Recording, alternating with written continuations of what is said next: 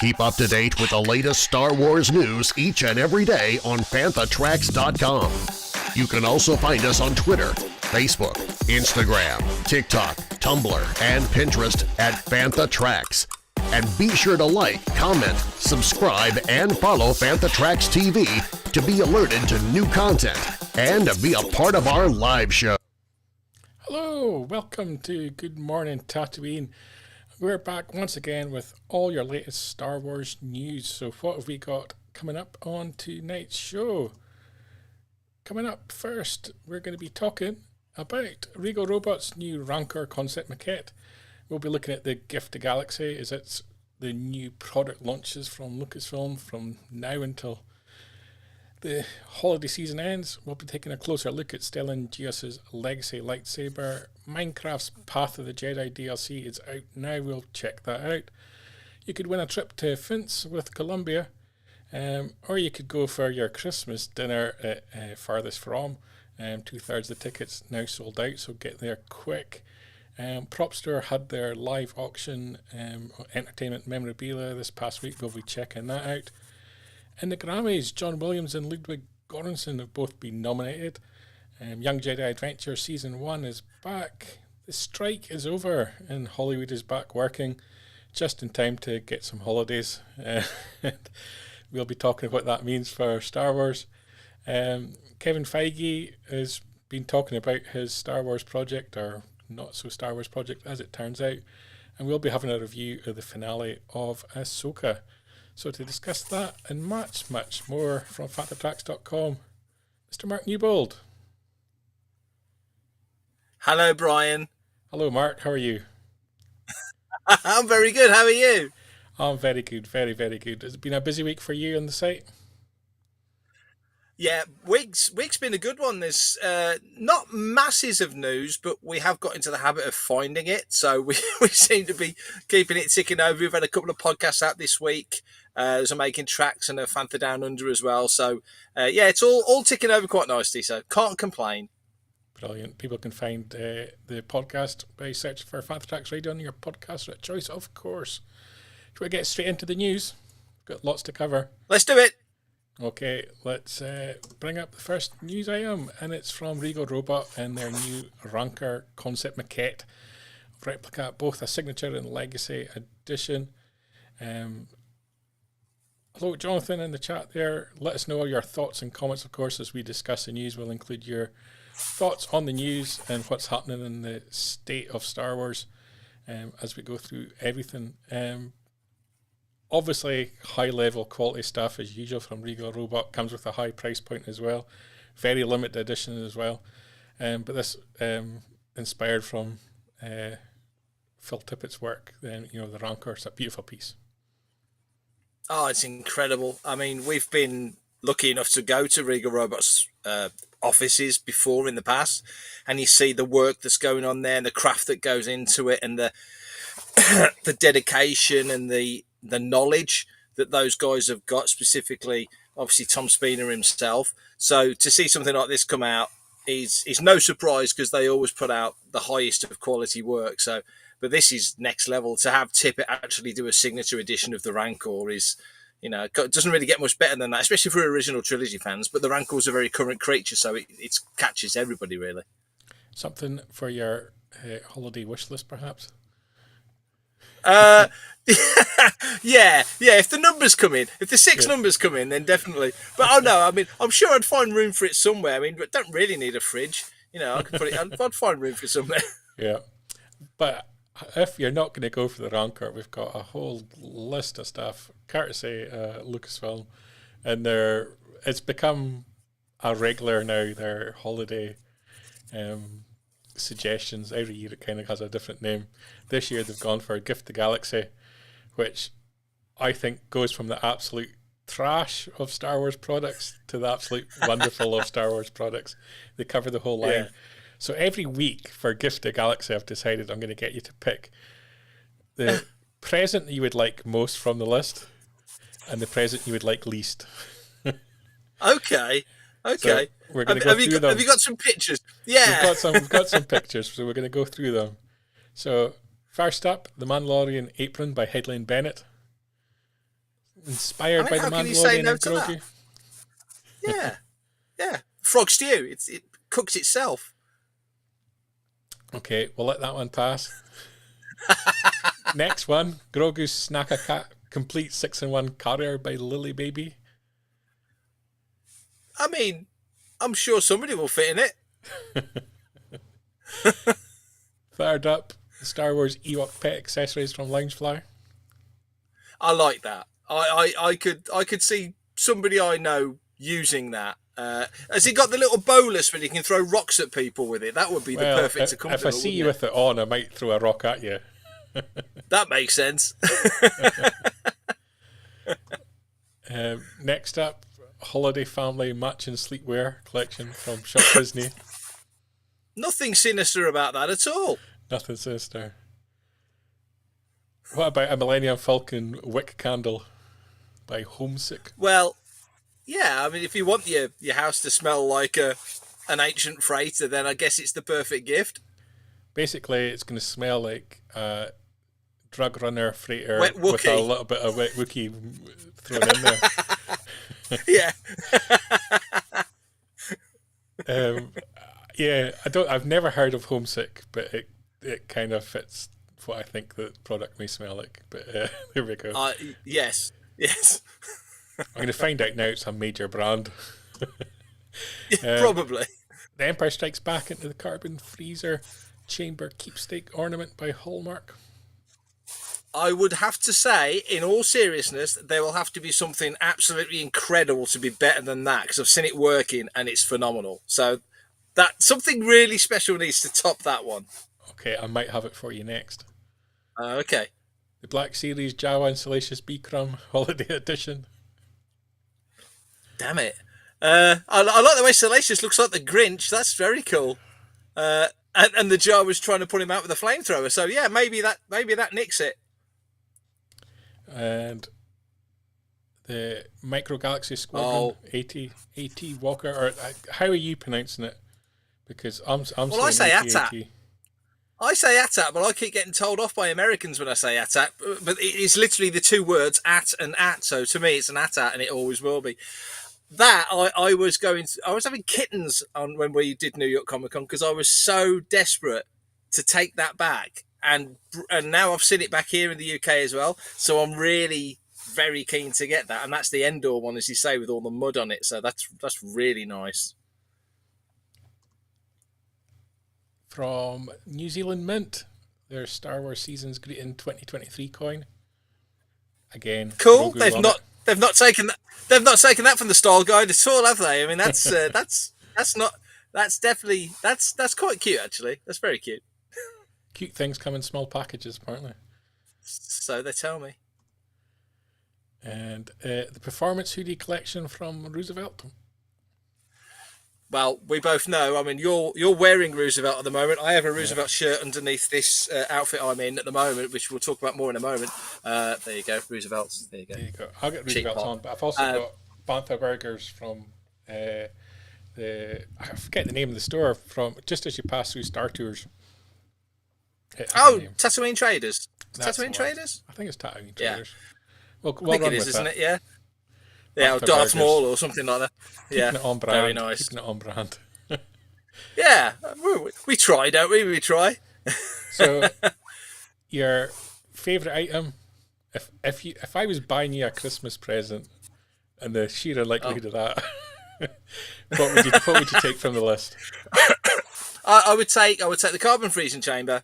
I think it's gorgeous, and the one I would probably say, yeah, if you leave that in the shop by mistake, would be the Millennium Falcon candle. Although I like the thought of it, but I think maybe the reality may be less than whelming. So this is your top pick, That's the one. I think that's gorgeous.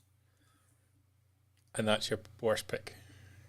And I feel bad because it's the Falcon, but yeah, maybe it's also a fire hazard. I'm not so keen on box, right? But surely you're going to take the candle out of the box. So you've got the candle there, so it's just going to sit there with a big sticker saying Millennium Falcon on it, and that's it. So yeah, I'm with you. I don't think you can just take a candle, slap Millennium Falcon on the side of it, and call it Star Wars. But I mean, I suppose that's one way to get products out quickly. But Yeah. maybe we'll stick with the carbon freezing chamber. I reckon you've made some good choices. There. Thank you. I think. We're going to store these up each week. Everyone's going to be faced this challenge of the best and the worst. But it won't be divisive at all, Brian. No, it won't be. It's not going to be remotely controversial. No. Something that wasn't on the list, but something we did see when we were in New York, is the Stellen Gios Legacy lightsaber hilt. Yes. Coming to Shop Disney worldwide, but it's also at Galaxy's Edge, at Disney World Resort and Disneyland Resort as well, at Doc Ondor's Den of Antiquities, limited to 5,000 pieces. You get the hilt, the box it comes in, little certificate, and a comic from Dark Horse Comics, which is, I think, the 2021 annual, but it's a new and exclusive cover. So you don't just get the Stellen Gios tale from that annual, you get the complete annual. Okay. I like the look of this. I think they're doing the right thing with the High Republic, moving it into Young Jedi Adventures, the books, and now moving into Phase 3 as other comics, and now this has come out. I think they could probably do with some more figures from the era other than what's come out for Young Jedi. So I like the thought process behind pushing the era. And as you say, we were at the Galaxy Far, Far Away panel where Michael Seglain pulled this saber out and basically showed it off, and I think Matt got a cracking picture of Charles Soule with it. So it does look the part. There's always the risk that it looks a bit too plasticky, and this did look pretty nice. So I'm all on for this, and I think 5,000 pieces. I will imagine they'll go pretty quick because the era seems to be going down well with people. So I think it's a good move. Yeah, you can go on Phantom Tracks TV on YouTube just now. You'll see the video of the whole panel, and about halfway through that panel, you'll see close up of the saber and some images we took of it as well. So it's up there for anyone to check it out. I do have a concern. It seemed more plastic than some of the other sabers we've seen at Galaxy's Edge, which were more robust metal builds. So I have a slight concern that, for the beautiful box and setting it comes in, it's maybe not the highest quality, but they haven't revealed the price point as yet that I've seen anywhere online. No. So that'll be interesting to see when that pops up.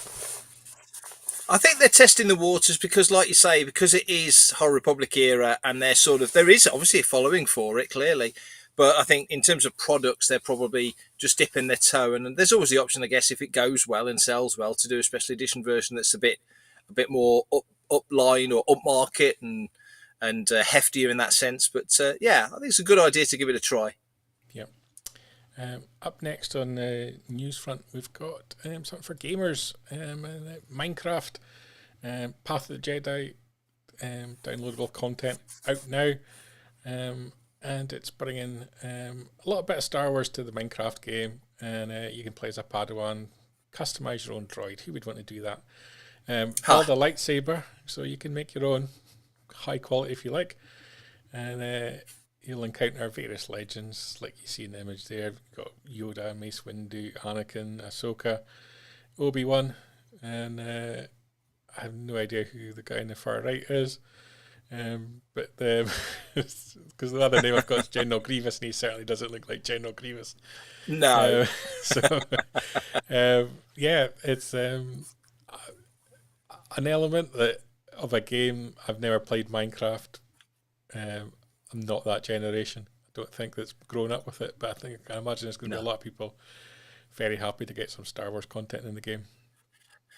It's a good idea. I don't know a lot about Minecraft myself. My nephew used to play it years ago, but he's pushing 20 now. I think he's sort of aged out of it. But I know that people who are into Minecraft, because it's one of those sort of building games, are just nuts about it. So to have the option of throwing Star Wars in it is great. I didn't know you could get DLC packs for Minecraft, so that was new on me. But, you know, moving into... moving into, I guess, an IP, if you want to call it that, as well known as Minecraft, is good business for Star Wars. So, any collaboration like this, I think, if it's done well, you know, we've done it in the past with Angry Birds and there's actually Penguins loads of Star Wars content out there for Minecraft that's come out down the years, which I was blissfully unaware of until I was doing some research over the last few weeks. And, yeah, same. And there's loads of Star Wars Minecraft content out there, loads of DLC packs that have come out over the years, and pass me. Where are our press releases, Brian? Why don't they let us know these things? That's if they put out a press release, we would have known about it. Shame on them. But yeah, I'm sure there'll be lots of people excited to get Minecraft. Next up, perhaps an explanation as to what you're wearing. Win a trip to Finse with Columbia. Columbia, obviously renowned for their cold weather gear, I would suggest would be the way to describe it. Launched a competition this past week where you can win a 5-night stay at Hotel Finse. The airfare for 2 to Oslo, a train fare from Oslo to Finse, and £1,000 Columbia gift card, special edition gear from Columbia's Skywalker Pilot Collection, and a $1,500 outdoor excursion credit that can be used to explore the glacier where the Battle of Hoth was filmed in 1980. We've both been to Finse, and incredible experience to go there. We're going again in February. Man, yeah. Going again in February, exactly, yeah. And as you noticed, I'm not wearing this to paint the living room. This is the ski suit. You won't see much more because I haven't got much room to go, but it is full length. And when they say that I'm knocking things over because it's so big. When they say that it keeps you warm, just to give you some idea, this is an ice cold can of Fanta. It's the nearest I can get to Fanta pop that's cooling me down because I am sweating buckets in this thing. But I'm sacrificing my personal comfort for fashion. It's fantastic. There's loads of pockets in it. It's ridiculously warm. You won't lose me when we go to Finse. I mean, maybe you want to, but you're not going to because you'll spot me a mile off in this. See, I'm keeping it on brand. I've got In Galaxy drink Sprite.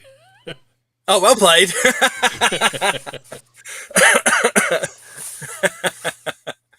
Yeah, good on them for doing this competition, though. It's a great competition. I mean, for somebody to win that, well, like I say, for us, it's kind of funny because we're doing it anyway and working on planning stuff. And I know we've got things to do when we're there. And it's a perfect gift as well because they've covered all bases because you can either fly into Bergen or Onslow and get the train between the two and you'll pass Finse on the way. So everything's included. You're going to arrive there. Train stops literally right on the hotel's doorstep. Yes. You can explore that glacier for as much as you want because it's endless. Oh yeah, I mean, I know Matt will want to film stuff when we're there. I know he's in the chat right now.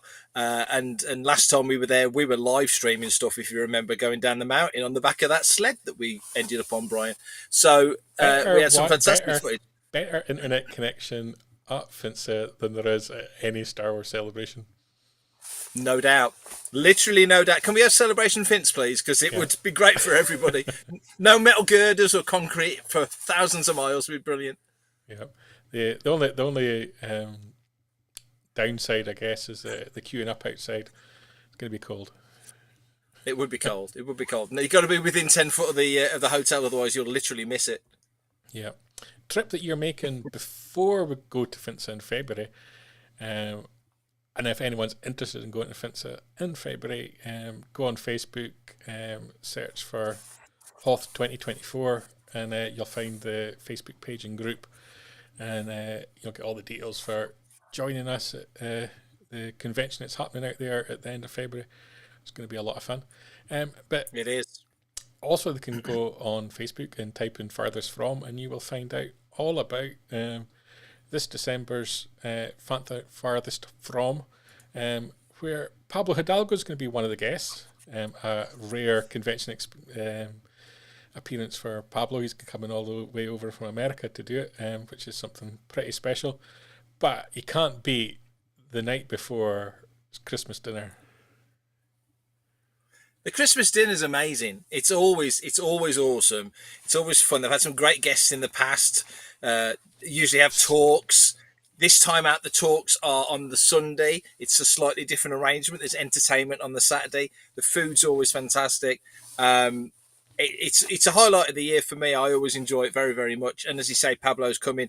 Barry Gingell is there, who was in Andor. So there's some good guests and some interesting stuff. Apparently the dealers are pretty much packed out to capacity, so it looks like it's going to be chock-a-block. And I can just see in the background, I'm very proud of that picture of the turkey. I included it because I thought there's a lot of effort gone into that. A heck of a lot of effort. Nobody's commented on it, but I was personally, I popped for my own artwork there, so I was very pleased. But yeah, it's well worth it. $29.50 a ticket, and it's worth every penny. So it's well worth doing it if you go. And if you go in, you've got to do it. You've got to do it. Something I found out this week, right, and it's controversial, and I don't know if it's true. Someone can maybe correct me in the comments. They don't do roast potatoes in America. Yeah, is that a law thing? Like I encountered this on TikTok, so it may be complete rubbish. But all the Americans were going wild for the whole concept of roast potatoes. Wow. Wow, but then they put you peanut roast butter and jelly potatoes together. At Farthest From, surely at the Christmas dinner is like a given. Yeah. Yeah, totally. If you're in America and you've never had roast potatoes, come over for Farthest From. Well, if you are at the meal and you're sitting near Pablo, just give him one of your roast potatoes, just so he can, gorge on the carbohydrates. But yeah, so that was what I learned from TikTok this week. A lot of complete useless information, obviously, from TikTok. Good grief. What's my wife doing watching this? She got better things to be doing. But yeah, roast potatoes, that's a thing that they apparently don't have in America. They can keep their pumpkin pie, we'll keep the roast potatoes, is what I'm thinking. Yeah. Now I want roast potato spice latte next year. It's got to happen. Yeah. If Ruth's watching, do you want to admit to what you've been spending money on this past week? Have you been hiding a C-3PO head anywhere in your collection? I just keep the screen up like that for a minute, Brian. I just want you to just indulge me. Oh, he's gone. He's pulled the cable far too far. See, that was his excuse. Stay there. I'm still here. That was your excuse to pretend that you didn't spend the better part of $700,000 on a C-3PO Auntie Daniel's head from A New Hope. It was part of Prop Store's auction this past week. Total value from the whole auction came to over £9 million. This is $11.5 million. They also had a screen-matched TIE Fighter pilot helmet that went for $537,000, and from Indiana Jones, the bullwhip from the Temple at Doom, and that sold for $287,500. Mark, hopefully recovering at this point in time. Ruth saying what? Definitely Ruth, you need to check out. Just so you can see Mark live, because I'm seeing it in the side of my camera. Here you go. He's trying to fix his laptop that he pulled from the desk. He's almost back. He's almost back with us. Are you all right, Mark? Right, can you hear me? I can hear you. Can you hear me? I can. Right, I'm only wrecking my room. Where did I put it? Hang on. It'll be worth it. There we go.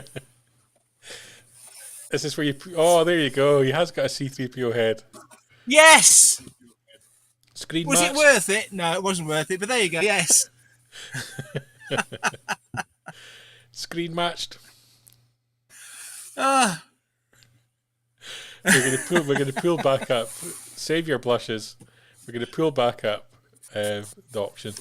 Yeah, so you can see there the helmet screen match, tidied up and polished from its time it appeared in A New Hope, straight from Anthony Daniels' own private collection. And as we revealed in last week's show, Anthony Daniels now an honorary member of FanthaTracks.com as well. So yeah, that was an impressive auction held by Prop Store there, and some incredible sums of money raised. We might need to raise some money for a new laptop for Mark. But have you survived, no, Mark? only headphones. I just broke my headphones. It's all good. Oh, no. Yeah, no, it was an amazing auction. I mean, the stuff that was in there, the things that were going, and the stuff that was there was fantastic. So, and I think it finished today. I think the last day was today. Yeah. You're slightly breaking up. But well, there's a surprise. but it's brought great amusement to me. I don't know if it was broadcast live on the show, but I certainly saw it in my side camera. I think it wasn't broadcast, sadly, but I hope it was, because it was just a beautiful moment. As Mr. Booker has just indicated, Newbold down, Newbold down. But yeah, impressive. We'll move swiftly on from your investment in Anthony Daniels' collection to the next piece of news, which was the 2024 Garmmy Awards. John Williams and Ludwig Goransson both nominated. John Williams getting a nod for Best Score Soundtrack for Visual Media, and Ludwig as well getting 2 nominations in that category for Black Panther, Wakanda Forever and Oppenheimer. John Williams' nominations coming from The Fabelmans and Indiana Jones and the Dial of Destiny. So you would like to think one of the two of them is going to win it, unless Mark Ronson and Andrew Wyatt win for Barbie. Come on now, people. Let's get serious. Best Instrumental Composition as well was also a nomination for John Williams for Helena's theme from Indy, and Ludwig Goransson's Can You Hear the Music, which I didn't look to see which film that was from, which I should have. But I think it's from Barbie again. did Ludwig Goransson get involved in that? No, I'm being silly. He didn't. No. I'm believing you. I believe anything. I I'm know. going to look it up. Can You Hear the Music from Oppenheimer? There you go. Google is my friend. There you go. So that Yes. that news. Going to pick a theme or a soundtrack there that should win. Oh, Dial of Destiny is an amazing soundtrack. Absolutely brilliant soundtrack. One of the best indie soundtracks, I think. So I'm very hopeful that gets a nod. I think it's his 74th, 5th and 6th nominations. I think 62 years of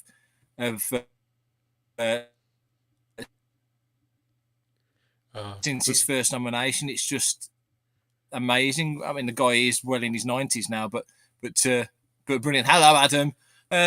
So yeah, I'm either. I mean, obviously Ludwig is a Star Wars composer as well, so it'd be fantastic if he got a nomination, or rather a win, I should say. Definitely. Up next on the news front, Young Jedi Adventures Season 1 is back. Nubs and crew. I haven't watched any of it, but I hear it's quite good for the age group that it targets. Lots of new stories and some High Republic Easter eggs. Now, this is I'm going to be harsh here, but this is a thing that's starting to annoy me, and that they just throw out this thing that it's got High Republic content in it, because there's such a cult element now to the fandom around the High Republic that I will just throw out the fact there's High Republic stuff in it just to get people interested. It's starting to grate on me a little bit, this thing that that the PR people are doing of late. I understand why they're doing it, because if you want to incentivize a fandom to watch something, then you want to whip up the loudest and most extreme element of it in the moment, and don't think there's a louder part of Star Wars fandom at the moment than the High Republic reading and watching and listening group. But Young Jedi Adventures, that's true. happy for it to be true. back. I mean, yeah, it's nice. I mean, the way they've done it, the way they've done it is they've took a longer first season and stretched it out. So I think it's about 25 episodes now, and each episode has 2 stories in it, because it's, bite-sized stuff for the younger kids. So really, when you think season 1 essentially has got 50 stories, that's pretty impressive really for what it is. The animation's gorgeous. As you say, I've seen a few. I've done some stuff obviously on the site and in other places about it. Interviewed the lead actor Jamal and the producer. It's beautifully made, but bringing in High Republic elements is, I think, quite a smart thing to do. To be comment there from Mr. Keeler in the comments. There's only one cute bear in Brian's life, and it's not Nubs. Obviously, he's noticed my little Grogu over the shoulder there. That can be the only thing he's talking about. It's a water bottle, in fact, of all the things, that little Grogu. I got it for my birthday. I actually got 2 of them. I got one from my sister and one from my mother. They obviously never spoke to each other before gifting me some presents. Wonderful. So I've got 2 Grogus. Meant to be. Meant to be. Next up, if you're not a fan of Nubs and the rest of the crew, you can expect some new content, hopefully sometime soon, because SAG-AFTRA have announced that they've reached agreement to end a strike with the major film and TV studios in Hollywood after 118 days. It did come down to the final wire, because the studios basically told the Actors Guild that they had to 5 o'clock to decide whether they were accepting it or not. Otherwise, they were going to jeopardise the upcoming TV season and next summer's movie slate. And I think within 30 minutes they'd agreed it. And they haven't waited even to present it to the board. They immediately called for the strike to end and for people to start honouring contracts that they were involved in. So it was a quick move to not only agree a deal, but to completely end the strike, basically. Still pending ratification from the board, from the actors themselves, who will all have to get a vote on it. But they're all back at work where they can be, or they'll all be getting dates very soon from the studios as to when they're going to be needed back on sets. And things are going to move quick. The deal's going to cost the movie studios somewhere in the region of $1 billion a year, and is the equivalent for, in most circumstances, a 7% pay increase to those involved, which is slightly better than what the Writers Guild got and the Directors Guild got back in the early part of the summer. So good news, I think, for everybody that the strike's over. I'm not 100% convinced everybody got out of it what they wanted out of it. I think that everyone had pushed it to the point that they kind of realised this is the best that any of us can get to, I think. Yeah, I would imagine when they come to renegotiate the deal in 3 years' time, it'll be a very different conversation. Yeah, and obviously technology moves forward, and the industry moves forward. So you'd hope that there won't be another strike like this, and this is the longest strike they've ever had, 118 days. So yeah, my thoughts has always been, obviously it's with the actors, of course, they're the ones that are striking, but it's everybody else that couldn't work because the actors couldn't work. So there's been a lot of people who've had no say in the matter, who've had to find other jobs, find other ways to make their bills through literally no fault of their own. So whilst I have every sympathy for anybody that needs or feels the requirement to go to industrial action, I do feel for those that didn't have a say in it. So I'm glad that they're at this point where they can go back. I know the AI issue is still a real pressing one that needs resolving. But let's hope that they can cross the T's and dot the I's on all of that as well. Yeah, because we've seen a lot of the studios and production shutting down from as early as February this year when they knew that the strike was on the offing. And so it's been a long year for 8-9 months for a lot of people without work who won't be getting an increase as a result of this at all. So there are a lot of people not benefiting from the strike at all. And I guess the controversial part from me is that probably all the studios were looking to save cost this financial year. I know Disney have released their results in the past week, and they looking to save. I think it was $7 billion, of course, of the year. The pay increase is going to cost the studios £1 billion, effectively. But the money that the studios have saved in this 8-9 months, without actually having to make any calls as to what to cancel, is probably been a huge benefit to the studios. So a lot of them wouldn't have been too unhappy about the strike, and that's why on this 118-day strike, things didn't really get serious until about day 80, and conversations really ramped up in the last 2-3 weeks. And before that, everyone was like, okay, please yourself, be on strike. And you kind of think that the studios weren't that upset about it for a good chunk until it started to look like it was going to impact into the new TV season, into summer next year. So this one's kind of feels like a strike that's positioned them all, and I kind of agree with you that in 3 years' time the conversation is going to be a lot different, and that'll be incredibly interesting, I think.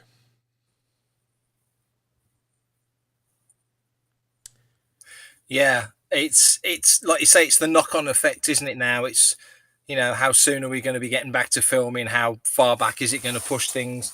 It does have this huge effect on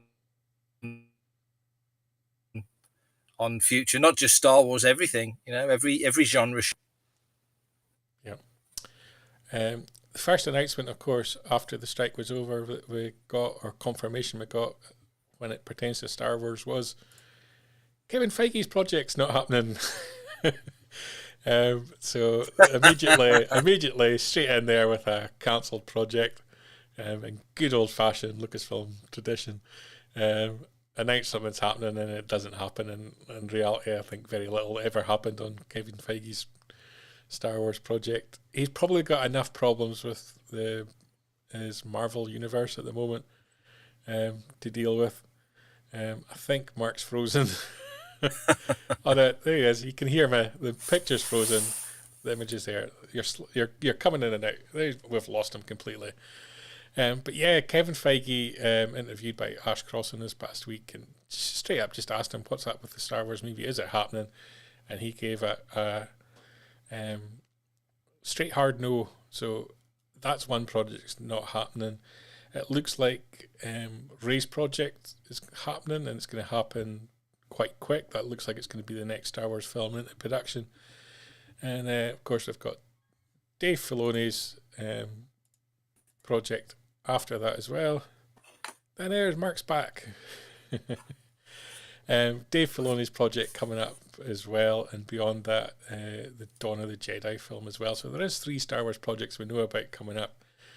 If we don't know what's happening elsewhere in Star Wars, we haven't had confirmation on Ahsoka Season 2, which I think everyone's kind of holding their breath on and hoping there's going to be an announcement on that soon. Let's hope. I mean, I know we're going to talk about Ahsoka later on, but yeah, there definitely needs to be some kind of resolution to that before 2028 or whenever we get the film. Yeah. Martin suggesting that could have been a Feige variant talking.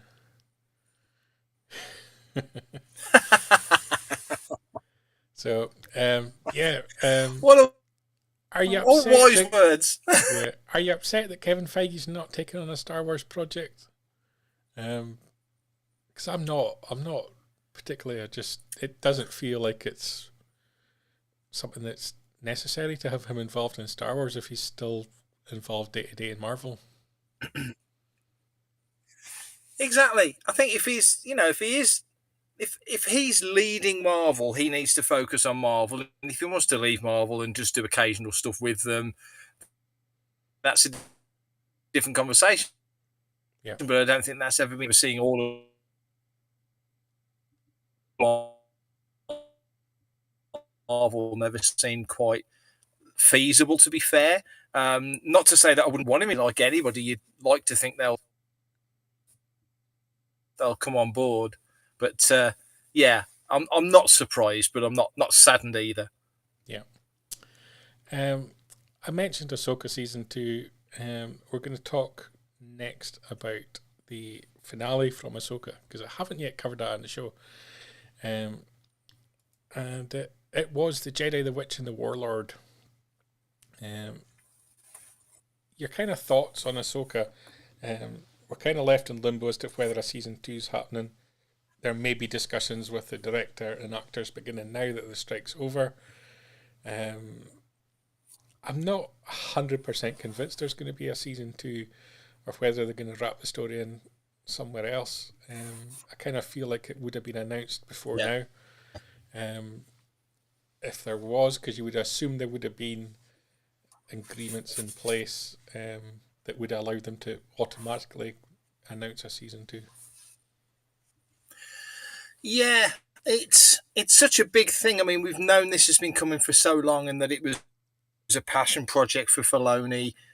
That they had this story that they've now told very successfully for what it is. But yeah, the only comparison thing I can think of is when we get to the end of season 2 Mando, and the conclusion of the Grogu Din Djarin storyline turns up in the book of Boba Fett. So I half jokingly wonder whether or not you're going to get a couple of episodes of Skeleton Crew that tells you what happened to Sabine and Ahsoka. I'd like to think it wouldn't be that, but you never know.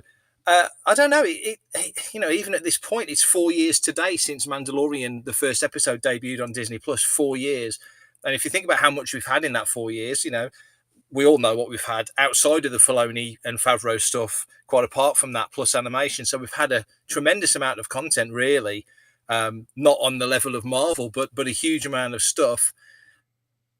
And it still feels like it's not quite there, not quite scheduled, not quite planned, kind of on the hop.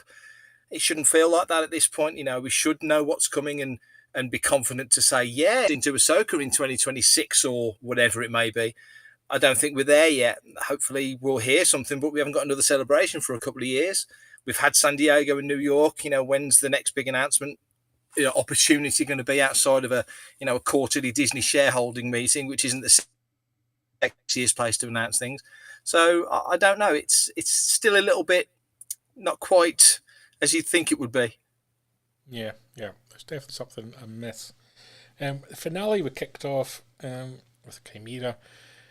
In situ there, Thrawn debating with Morgan and co about what their next plans were going to be, and he kind of instructs Morgan a little bit as to she's going to be the one that's going to be left behind to kind of deal with them, as the rest of them all kind of embark back. Well, we're going to call it home, back home to the Star Wars galaxy. We're kind of at the point now that we're dealing with multiple galaxies. We need to have proper names for them. But basically, she gets tasked to the witches, who kind of embrace her with some of their powers, effectively bring her into their order, I think would be the way to describe it, and giving her a weapon, which I believe comes from this animation Tales as well, and basically a sword which she can use to fight Ahsoka. Morgan in this episode really kind of stepped up her game to the kind of similar level that we had in the book of Boba Fett. Yeah, I thought what we saw of her, I've really enjoyed her character this season, all the way through, and we know she's capable. We saw her fight Ahsoka in, I think it was episode 13 of Mando season 2, or episode 13 of the show in Mando season 2, and now. to have this big finale It fight wasn't that they Book of have. Boba Fett at all, was it? It was Mando Mandalorian. season It was 2. Mando, yeah. Yeah, I just think everybody had their Mando season storyline in the 2, Book yeah. of Boba Fett apart from Boba. Uh, Exactly. so yeah, But the Mando fight season sequence 2. was phenomenal. That fight sequence was amazing. Yeah. The Yeah, fight sequence was amazing. So it was beautifully well done. So many constituent parts of the final episode were brilliantly done, and that clash between the two was one of them, definitely. yeah. So while she's kind of getting prepped for battle, Ahsoka and her crew and her little munchkins, they're getting prepped for their own kind of battle as well. Um, and Ezra, he's building his lightsaber under the tutelage of Doctor Who himself, David Tennant, and being interestingly watched by Sabine, who kind of, as he completes building his saber and ignites it and goes to show it off, realizes that she's kind of disappeared. There's kind of this almost little pang of jealousy, a little bit, I think, appearing there. She kind of heads outside, and Ahsoka has this kind of zen moment where she's sitting on top of the vehicle, and I hate that. I hate these kind of things when they do that. But she kind of comes down, and they kind of have a little bit of a heart-to-heart. But it's interrupted very swiftly by some TIE fighters from Thrawn, and it's not really him launch an attack on them. It's almost like, let's just swat away this fly that's irritating me. His focus is really on leaving the planet at this point in time, and this is almost like a distraction element to it, I kind of think. And he kind of attacks our heroes, and Sabine kind of takes off after them, has a little skirmish with them, but ends up crashing. And they're kind of stuck without a ship, wanting to head back to Thrawn's base to confront him. So they end up going back and using the sort of like the kind of animals, the dog type animals that they had before. As the Chimera's kind of getting lined up to use the hyperspace rings, which is kind of what I thought should have been used for in the first place. It looked really odd, the transport, and just that ring on its own. So I was kind of happy to see that. Kind of felt like it's being used in the right kind of manner. And there's a nice shot of our hero characters ready to challenge Thrawn. And it was a slow build of an episode. Yeah. But how did you find it?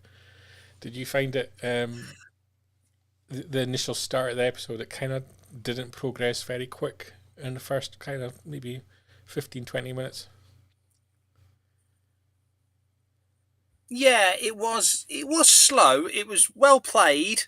I think ultimately it didn't satisfy me as I hoped it would, because there was no real resolution to any of it, really. You know, the characters swapping places as they did, which is fine as it goes, but it just leaves you. It didn't feel like a cliffhanger. Maybe that's my problem. It felt like it should have been more of a cliffhanger, but it didn't. It just kind of felt like they parked it, and we don't quite know where it's going next. But the pacing of it was fine. I mean, I don't mind it not being, at 100 miles an hour. So, being a slightly slower pace thing is fine. Yeah. It did kind of then swing into action a little bit as they came upon the base, and we had kind of Ezra using the Force, and they're fighting their way. And I kind of like the balance that Thrawn was completely nonplussed by anything that was going on. He got his focus. He's leaving the galaxy. Everything else is just a distraction. I'm not interested. You lot go deal with it. Gives Ahsoka a chance to bring out her lightsabers against Thrawn's troopers. She makes short work of them, kills them, and allows our heroes to march on through the temple. But we get this really interesting scene with the Witches of Dathomir, who resurrect, is the only way to describe it, our troopers back from the dead. And let's call them zombie troopers from now on. So they come back to life and begin to attack our hero characters again. And really horrible sound effects of bones snapping back into place were used as well. Yeah. And Sabine as well, involved in the fighting. And as I said, Thrawn very nonplussed by all of this. His focus is purely on getting his ship out of here, and it's getting into position into the hyperspace ring. And this is the point where he basically sends Morgan, let's just be honest, sends Morgan to her death. She's to stay behind and basically sacrifice herself for the rest of them, which isn't much of a reward for all that she's done to get him back into the Star Wars galaxy. No, it's a shame, as you say, when you realise that Ahsoka, and we didn't find out, we maybe never will, because you don't tend to get books and comics spinning off from these storylines, that she'd clearly been working with him for a while, because that's why that's why Ahsoka was hunting her down in that Mando episode. So yeah, and she knew what was coming. She knew she was going to her death. She gave it a good go, but yeah, the odds were against her. Yeah.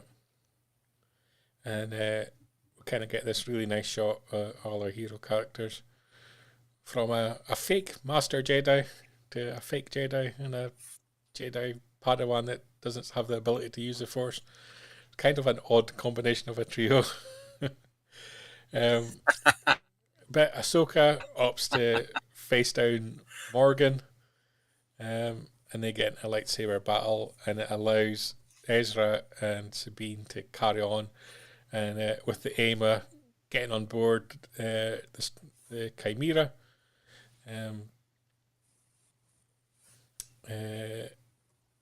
where Thrawn is basically inside the hyperspace ring with the Dathomir sisters, and they're getting ready to go back to the Star Wars galaxy. Sabine and Ezra, too late. They've missed the boat. Chimera's ventured away from the planet, and we get this bizarre situation where Ezra decides he's going to jump. And we get this moment, which I hate when they do things like this in Star Wars. Because yes, it's science fiction and it's fantasy, and there's loads of things that are completely impossible that could happen. But the thing I always liked about Star Wars is it was kind of based on some degree of reality that you could see happening. And I hate when they do this Superman Jedi things. But basically, Ezra makes this jump of fucking, I don't know, a couple of 100 meters. And it's just insane and crazy. I don't know. What do you think of that when they do things like that in Star Wars? I think back, and it's, what is it now, 20 years since the Tartakovsky Star Wars animated stuff, and you watch that and you knew it was stylized, and the powers of the Jedi in that were like amped up a little bit. And then 4 years later, The Force Unleashed comes out, and it's the same. It's like, yeah, that's it looks so much better, but it's dialed up powers. It's not really what it is. And now it's a little bit like they've gone back and gone, well, Starkiller could do that back then, or Mace Windu could do that back then. Why can't they do that now? So there is a little bit of that that I think comes into play. It was visually, effects wise, performance, music, all of it was great. But as you say, I think the concept of that was a little bit, it's cheesy. Cheesy cartoon stuff. It was a bit, doesn't work in live action. A bit of a stretch. Yeah. But he makes it to the Star Destroyer. You can say that, Brian, as somebody who doesn't watch cartoons. Yeah. Sabine's delighted that she's got rid of him, because she used the Force to help get him there. And but then she realizes, that's true. Oh, I've got all these troopers and Morgan behind me that want to kill me, so I better stop smiling, get on and do some killing. Ahsoka's meanwhile joined her up on the top platform, and Sabine killing the zombies for a second time. I don't understand this, right? Like, so if you die and you got bring back to life as a zombie, how can you die again? Because surely you're still a zombie. Never understood this in any science fiction fantasy. Yeah. Yeah, just weird. Anyway, we could debate The Walking Dead for a long time. Uh, Ahsoka faces off with Morgan. Another impressive fight. Reminiscent season 2 of The Mandalorian, not the Book of Boba Fett. But it ends up with Morgan taking a lightsaber blow to the stomach, which, as we know, kills you. You get a lightsaber to the stomach, you're going to die. That's if we've learned anything from this season of Ahsoka, you can't take lightsaber blows to the stomach and expect to live. Were you disappointed to see Morgan go out or that? Expect to die? Yeah. It was a shame. Like I say, I like the character. I would have been quite happy for her to stick around as an adversary for longer because, the actress Diana Lee and Santo was so good. She can go as far as the martial arts side of it goes. It shows she brought a lot to it and clearly loved being in the role. So I would have been happy if she'd have survived. But, it's a season finale. It's a season ender. I guess somebody has to go. Of course, in real life, we lost Ray Stevenson. Not making it through as the character wasn't considered.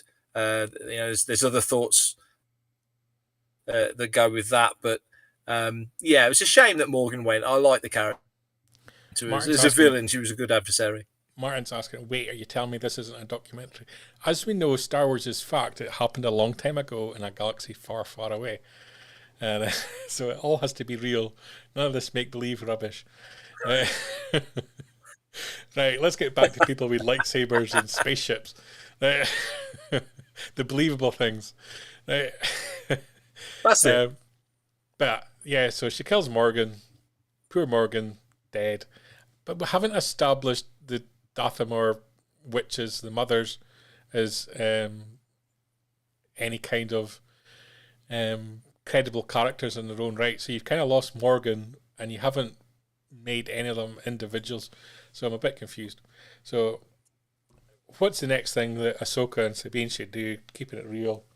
Jump off the side of the building. And all the dead stormtroopers are like, well, we're not jumping off the side of the building because we've got something to live for. So they didn't follow them over the side of the building. And of course, they jumped on top of the spaceship that they just happened to know that would be there. I hate that so much. Anyway, spaceship takes off. They go after Thrawn. They're too late.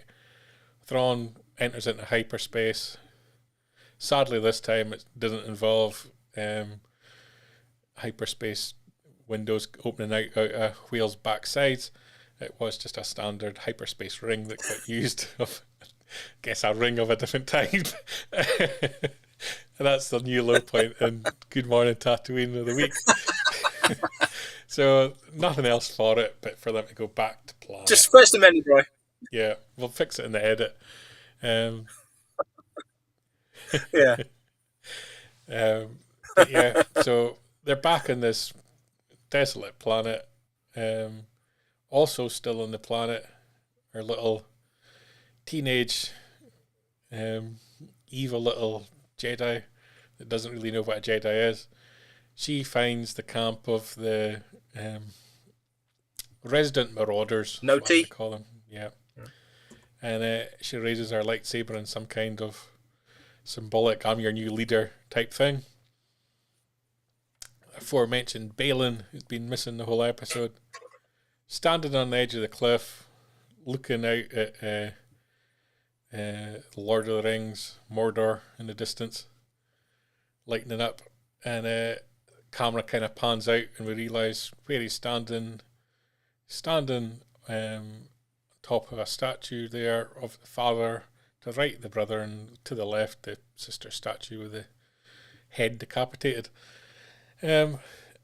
Again, this is from Star Wars animation, so you're perhaps the best person to explain these characters. Yeah, this appears to be from the Mortis trilogy. So the father, the son, the daughter. The daughter's no longer around, which I guess is why the heads disappeared. How they would know that out here, I don't know, but they seem to. It would have happened decades before. Um, so they're definitely teasing big stuff. They're definitely teasing some big mythology stuff that's going to tie right back to Clone Wars, as well as big mentions from Rebels and such. But again, it's not a what's the word? It's not an anticlimax. That's not fair. It's definitely teeing stuff up. I just think as a viewer, because we've got no idea when it's coming.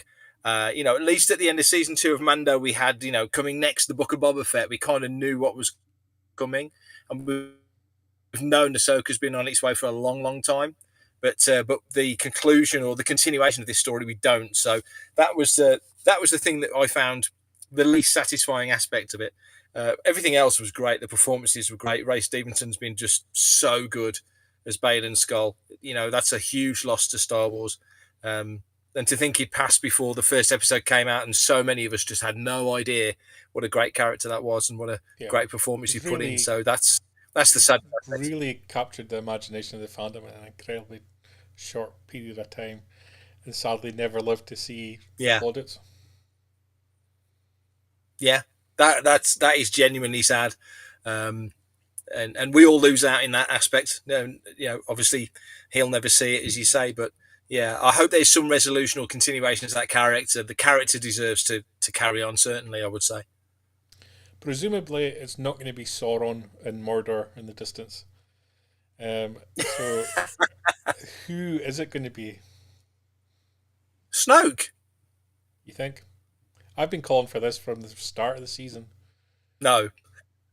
To me, there has to be. I don't know. There has to be a Snoke cloning connection, and I think if you're going to make it Joris C'baoth because it's heir to the Empire, then it has to link back to Snoke and the creation of Snoke and the Emperor clones and everything else that's going on in Exegol.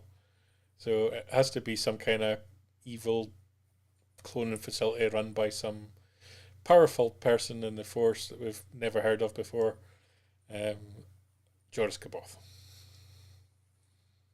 Yes. I think the build up to Exegol is because it wasn't explained fully in 9.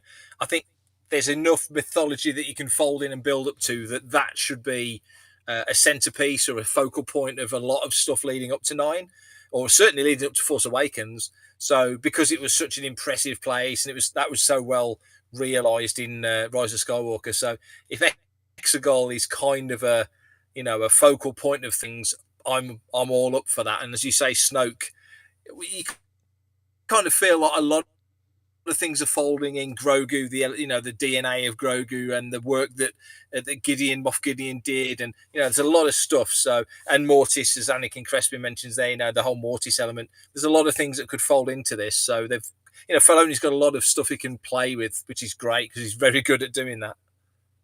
Yeah, and I think Becca makes a good point. There's the ambiguity there. Echoes back to Lucas, and it does. It lets them go in numerous different directions at this point in time. Anakin Crespin making the point that he seeks the power of Mortis. It's very, very possible. I understand that Mortis have their own enemy as well, and some people are. I forget the name of the character, but that it could be that character as well. Yeah, Becca would remember that better than me. It's been a long time since I've watched the Mortis arc, but yeah, they had their own foes as well. So, like I say, Filoni had set so many pieces up, and that ambiguity point is perfect because there's, with what we knew as kids, even as kids of Star Wars, a lot of it was just filling in the gaps. So there are plenty of places where you could fill in facts rather than hypotheses or assumptions. So, it's clever story writing in that way. Star Wars has been so good at that, and it knows that, in a lot of stories, well, we can tell a book that there's a shadow of the Sith that can go there. Come on, Adam Christopher, write something cool or whatever it might be. So Star Wars can do that. Yeah. Becca also making a great point about the colour palette on Peridea matching Snoke's throne room. So there is lots of callbacks there as well. There's The very Mando nice. season 3 with the troopers Yeah. there, very much of that scene as well. Another element of ambiguity that was thrown in there is that Thrawn actually travelled back to Dathomir, and we don't see what's happening on the planet. We don't see what's there, and we don't see what's in the box. What's in the box, Mark? Well, as a fan of Lost, I don't know. I mean, it definitely had an end of the Raiders of the Lost Ark feel to it. I wonder whether they're the bodies of dead Jedi or the bodies of dead Sith or something like that. You know, they seem to be bodies of something. I love the concept that it could be witches, and so you're then going to introduce this huge, new, wonderful enemy. The only problem is when you do things like that where you're positioning stories in the timeline, that they don't appear later on, for example, in the sequel trilogy. And that's always going to be a problem when you're telling stories in different parts of the timelines. And but yeah, interesting to see what it's going to be. And Mr. Kithos, it's Black Series figures in the box, ready for game and Sports Direct. It could well be. It could well be. That. Yeah. Thrawn's kept him in box all these years, and he's come back. He's going to cash in and buy an army, a clone army. That could be the plan. And until he finds out that they're all characters that nobody wants. But there we go. Such is life. Such is life. Of course, we're potentially building up for Filoni's own movie and the likes of this, bringing back witches and having one big explosive film where the witches are in it and they're a big huge enemy for the Republic. Could be a storyline that's self-contained in itself, and thus resolves itself with why they're not in the sequel trilogy. We also have this Imperial shuttle arriving back at the Republic base, and out of the shuttle comes Ezra. So Ezra's found his way back to Hera. Thrawn's on Dathomir with the witches. Ahsoka and Sabine are still in Peridia, watching over them with a little smile to end the series. Was Anakin Skywalker, and I thought that was a great way to end it. Your thoughts then overall on the series, because we didn't get a satisfaction in terms of a conclusion. As we said, it ends with a huge degree of ambiguity, and the hope we're going to get a season 2. We don't know that yet. Hopefully we'll find out soon. We know we're getting a film at some point where they've got the potential to elaborate on and fill out these stories, but you know, it's a 2-hour film. You've got The Mandalorian, the Book of Boba Fett, you've got Ahsoka, Skeleton Crew, you've kind of got to cover it all. That's not easy in itself. So you kind of feel like we need something to move the story on to a point where it's less ambiguous and more directed and culminating to an event. That's a good point. It does feel like it needs something definitive so you can move on to whatever the next thing is. As I say, Mando season 3 very much felt like the end of, if not that storyline for those particular characters. It was definitely, you know, a full stop. It was a wrap up. You could walk away from those characters and never return. I don't think that's the case. You know, they're your 2 most popular characters of the last 4 years by a long shot. So that's not the case. I say the same with Fett. You know, Obi-Wan was a limited series. Fett was season 1. Obi-Wan did quite well. Fett did very well in terms of numbers, but you know, the reception to it didn't seem to be so hot. So I don't know. I enjoyed the season as a whole. I thought the performances were great. I thought it was brilliant use of Hayden. That was a joy, not just because the guy, you know, no more than everybody else, but kind of feel like he deserved it, you know, to get his moment in the sun, and he definitely got his flowers. People enjoyed what he did, so I thought that was fantastic, and a lot of elements added to broader storylines. Ariana Greenblatt was a highlight as young Ahsoka. So there was so many good moments in this show, performance-wise across the board. So I was really impressed with it. And we've lost that last comment. You're just frozen up there at the most opportune moment as you were just about to tell us your concluding thoughts and remarks. And it's not coming back. Oh dear. We should just leave Mark hanging there. We'll never know his thoughts on Ahsoka. That's it. It's finished. I think we'll get a season 2. I think we're going to get a little bit of gap of time before we get a season 2, because I think we'll maybe get a little bit of a promotional push with the actors and with the directors now that the strike's over, to try and give it a second lease of life perhaps over the holiday season. Mark, I was just saying we've kind of lost you there just as you were giving us your final concluding thought. So if you could recap to us what you were thinking. And he's not hearing me at all. I think at this point it's a great juncture with which to call it a night. Mark, if you can hear me, thank you for joining me this week on Good Morning Tatooine. It's been good having you on. Technology problems a little bit here, the internet breaking up a little bit for you. Been good catching up on this week's news. Of course, everyone can read it on panthertracks.com over the coming week. And on top of that, making tracks on Panther Tracks Radio. I'll be back next week with all the latest Star Wars news. And Mark is trying to join us, I think. Let's kick him out of here. He's trying to join us. He's on his phone. There we go, Mark. You're back. We missed your concluding thought. So we could end the episode with a concluding thought. Yeah, I don't know how much you heard of that because I saw myself freeze and I was pulling the worst face in the world. None of it. I really enjoyed the show. I did enjoy the show. I enjoyed the performances. I thought Hayden was fantastic and got some great moments. So I really enjoyed that. I just wish there was a bit more of an exclamation point, something a bit more sort of on the nose. I totally agree with what Becca said. She's totally right. The ambiguity works for Star Wars, but just in this sense, because we don't know what's coming next and we don't know when it's coming, hopefully Lucasfilm do. I just think as a viewer, purely as a viewer, it just left me a little bit, not cold, just I wanted to know what's going to happen next. Not in terms of story, just when the thing's coming out. Because at the moment, it just feels like they've parked it. This is probably the first time in the cycle of Star Wars where we're experiencing what everybody else in other franchises experiences to, is a series going to get renewed or not? And historically, it's always just been a choice of George Lucas whether he wants to make more and put the financial risk into it.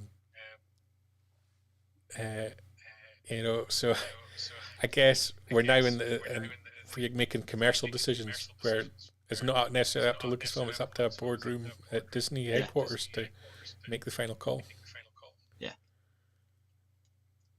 Fingers crossed it made enough hits and got enough eyes on it. Fingers crossed, let's hope. Yeah. Anyway, whilst the technology is holding up, we'll call it a night. Mr. Keeler would like you to end it by saying, look after yourself and each other. Well, I think I've trashed my own room enough and caused you enough trouble, so I'll just apologise and bow out quietly. We'll catch you on Making Tracks during the week on Panther Tracks Radio. I'll be back next week with more Star Wars news, and we may start getting some little tidbits coming out as to what's happening in the TV and film world as the studios all get back to action. So we'll see what's happening this time next week. Join me then. Good night.